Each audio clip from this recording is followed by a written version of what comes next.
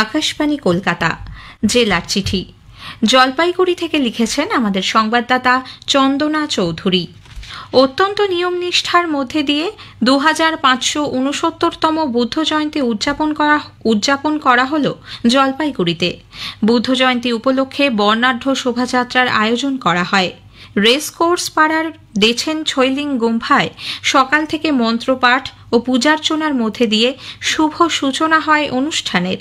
শোভাযাত্রায় ভগবান বুদ্ধর লীলা কাহিনী ট্যাবলোর মাধ্যমে তুলে ধরা হয়। পাশাপাশি ধর্মগ্রন্থ ত্রিপিটক মাথায় নিয়ে ভানুনগর গুম্ফা থেকে বর্ণাঢ্য শোভাযাত্রা এলাকা ঘুরে জলপাইগুড়ি শহর পরিক্রমা করে। প্রত্যন্ত গ্রামের অসুস্থ দুস্থ রোগীদের নিজের বাইক অ্যাম্বুলেন্সে নিয়ে গিয়ে চিকিৎসা করানো, তাদের পাশে দাঁড়ানোর জন্য পদ্মশ্রী সম্মান মিললেও চেল নদীর ওপর সেতু না হওয়ায় দুঃখ প্রকাশ করেছেন পদ্মশ্রী করিমুল হক।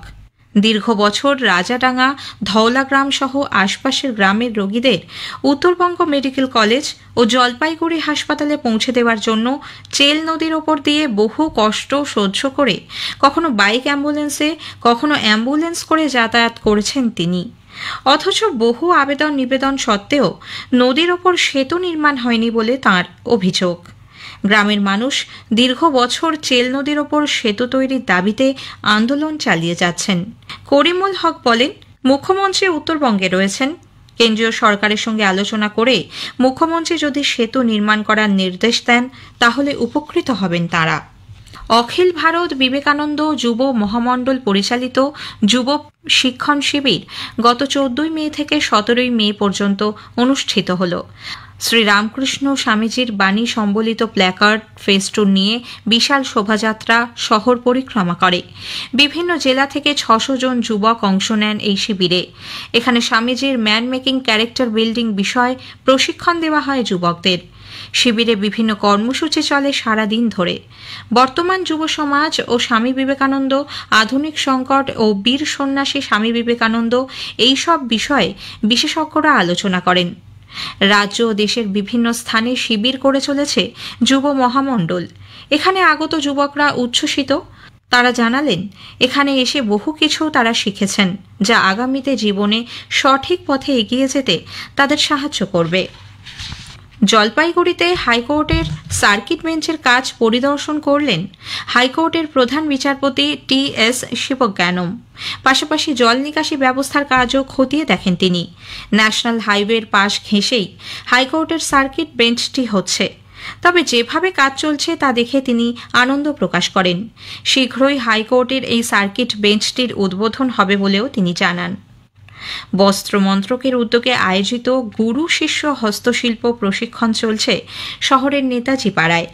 60 দিনের এই শিবিরে জুটের বিভিন্ন সামগ্রী যেমন ব্যাগ, বেড কভার, জামাকাপড়ে পাটের ডিজাইন তৈরির প্রশিক্ষণ চলছে। রাষ্ট্রপতি পুরস্কারপ্রাপ্ত মুখ্য প্রশিক্ষক লক্ষ্মী বিশ্বাস মণ্ডল প্রশিক্ষণ দিচ্ছেন তপশিলি জাতি উপজাতির মহিলাদের। এই প্রশিক্ষণের পর জেলা ডিসি হ্যান্ডিক্রাফটসের তরফ থেকে বাংলা ছাড়াও রাজ্যের বাইরের বিভিন্ন মেলায় এই শিল্পীদের সামগ্রী বিক্রির জন্য স্টলের ব্যবস্থা হতে পারে, যার মাধ্যমে হস্তশিল্পের প্রশিক্ষণ নিয়ে আর্থিকভাবে স্বনির্ভর হতে পারবেন গ্রামীণ মহিলারা। রামকৃষ্ণ মঠ ও মিশনের বেলুর মঠের অধ্যক্ষ স্বামী গৌতমানন্দজি মহারাজ উত্তরবঙ্গের একটি প্রধান রেলওয়ে স্টেশন জলপাইগুড়ি টাউন স্টেশনে বীর সন্ন্যাসী স্বামী বিবেকানন্দের একটি স্মৃতিফলকের উন্মোচন করেন।